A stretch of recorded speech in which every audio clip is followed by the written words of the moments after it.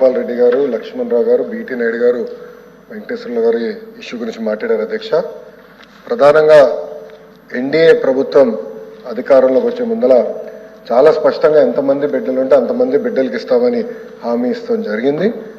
ఆ హామీకి మేము కట్టుబడి ఉన్నాం.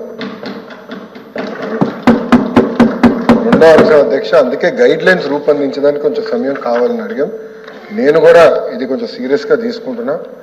మంత్రులందరితో కూడా మేము చర్చిస్తున్నాం. గతంలో జరిగిన లోటుపాట్లు జరగకూడదనేది మా లక్ష్యం. మీరన్నట్టు గతంలో 15,000 రూపాయలని, తర్వాత అది కాస్త నెక్స్ట్ ఇయర్ 14,000కి అయింది, తర్వాత 13,000కి అయింది.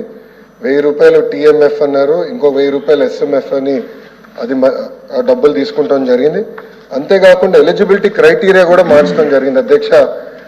గ్రామాలు వచ్చే గల 5,000 రూపాయలు నెలకు వస్తే ఆటోమేటిక్గా వాళ్ళు ఎలిజిబుల్ అనేది, 5,000 కన్నా తక్కువ వస్తే ఎలిజిబుల్ అన్నారు. అట్లా మళ్ళీ దాన్ని మార్చారు. భూమి కూడా అది కూడా మార్చారు. దాని తర్వాత ఎలక్ట్రిసిటీ కన్జంప్షన్ విషయంలో కూడా కొన్ని నుసుకలు జరిగినాయి. ఇంతేకాకుండా పాదయాత్రలో కూడా నేను అనేక మందిని కలిసినప్పుడు వాళ్ళు చాలా స్పష్టంగా, మేము ఇప్పుడు అప్పు చేసి ఒక 4-వీలర్ 4th హ్యాండ్ బండి కొన్నాం అంటే 30,000 రూపాయలు 40,000 రూపాయలు పెట్టి ఒక స్కార్పియో కొనుక్కున్నాం. ఇమీడియట్గా తీసుకున్న వెంటనే మా తెల్ల కార్డు పోయింది, దానివల్ల మాకు రావాల్సిన సంక్షేమ కార్యక్రమాలన్నీ పోయినాయని వాళ్ళు నాకు చెప్తాం కూడా జరిగింది. ఇది కూడా మేము డిస్కస్ చేస్తున్నాం. ఎందుకంటే గ్రామ సచివాలయం, వార్డు సచివాలయాలు స్వామి గారి కింద ఉంది, మళ్ళీ ఆర్టీజీ నా కింద ఉంది. మీ ఇద్దరం కూర్చుని డేటాని కూడా ప్యూరిఫై చేయాలి, పకడ్బందీగా ఇది అమలు చేయాలనేది లక్ష్యంతో మేము చేస్తున్నాం అధ్యక్ష. మీకు ఎలాంటి సందేహంలో అవసరం లేదు. అర్హులు ఎంతమంది ఉన్నా ఇవ్వాలనేదే ఎన్డీఏ ప్రభుత్వం లక్ష్యం. అది మేము సాధిస్తాం. రెండోది, ఇది బోర్డు ప్రభుత్వం ప్రైవేట్ పాఠశాలలకు వెళ్ళే విద్యార్థులకి వర్తిస్తుంది. ఇంకో పక్కన పెద్దలు అన్నట్టు అధ్యక్ష, 2019 నుంచి 24తో పోల్చితే ప్రభుత్వ పాఠశాలలో సుమారుగా 72,000 మంది విద్యార్థులు తగ్గారు అధ్యక్ష. ఇది కూడా మేము చర్చిస్తున్నాం. ఎందుకంటే నాడు నేడు కార్యక్రమం ద్వారా వేలాది కోట్ల రూపాయలు ఖర్చు పెట్టిన విషయం వాస్తవం. కానీ ఎందుకు విద్యార్థులు తగ్గారు? గత ప్రభుత్వం సిబిఎస్ఈ తీసుకొచ్చింది. సిబిఎస్ఈ మళ్ళీ బోర్డు ఎగ్జామ్స్ అని పెట్టారు. తర్వాత ఐబీ గురించి ప్రస్తావించారు. టోఫుల్ గురించి కూడా ఒక ప్రశ్న ఉంది, దాని గురించి కూడా మాట్లాడతారు. కానీ నిర్ణయాలు తీసుకున్నప్పుడు, విద్యా రంగంలో నిర్ణయాలు తీసుకున్నప్పుడు చర్చించాల్సిన అవసరం ఉంది. యూనియన్లతో మాట్లాడాలి, ఉపాధ్యాయులతో మాట్లాడాలి, అందరినీ కూర్చోబెట్టి ఆమోద్యమైన పరిష్కారం ఎత్తుకాల్సిన అవసరం ఉంది అధ్యక్ష. నీ జర్క్ రియాక్షన్ తీసుకోవాల్సిన అవసరం లేదు. అందుకే మీరు చూస్తే నేను మంత్రి కరెక్ట్గా ఈ రోజుతో నెల అయింది నేను ఛార్జ్ తీసుకుని.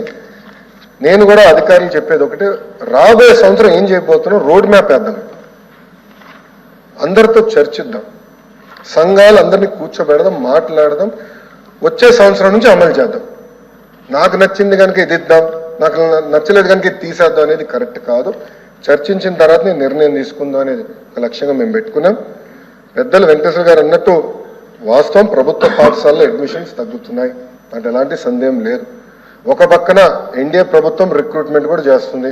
మీరు చూసారు, దాదాపు 16,000 మంది ఉపాధ్యాయుల రిక్రూట్మెంట్కి మేము తొలి అడిగేసాం. అది మేము నెక్స్ట్ అకాడమిక్ ఇయర్కి మేము పూర్తి చేస్తాం. కానీ ఇంకో పక్కన చూస్తే దాదాపు 11,000 పాఠశాలలో 10 కన్నా తక్కువ మంది విద్యార్థులు ఉన్నారు. ఎందుకున్నారు?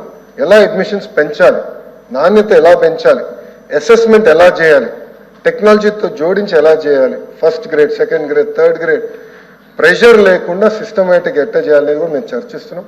పక్క రాష్ట్రాల్లో కూడా ఏం జరుగుతుందో మేము చూస్తున్నాం. అటు ఉత్తరప్రదేశ్లో ఒక మోడల్ ఉంది, ఢిల్లీలో ఒక మోడల్ ఉంది. పక్క రాష్ట్రాల్లో కూడా ఏం జరుగుతుందో అందరం చర్చిస్తున్నాం. అధికారులు కూడా ఒక టీం వేసాం, వాళ్ళు కూడా వెళ్ళి చూస్తున్నారు. వాళ్ళు నివేదిక ఇచ్చినా నేను కూడా వెళ్ళాలనుకుంటున్నా. వెళ్ళి ఏం చేస్తున్నారో మోడల్ చూసి మన రాష్ట్రానికి కరెక్ట్ మోడల్ ఏంటనేది రూపొందించి అది మీ ముందర పెట్టి అందరు అభిప్రాయాలు తీసుకున్న తర్వాత మళ్ళీ ఆంధ్ర రాష్ట్ర ప్రజలు తల్లిదండ్రులు ముందర పెడతా వాళ్ళ అభిప్రాయాలు సేకరణ తర్వాతనే వచ్చే అకాడమిక్ ఇయర్ నుంచి మేము అమలు చేస్తాం.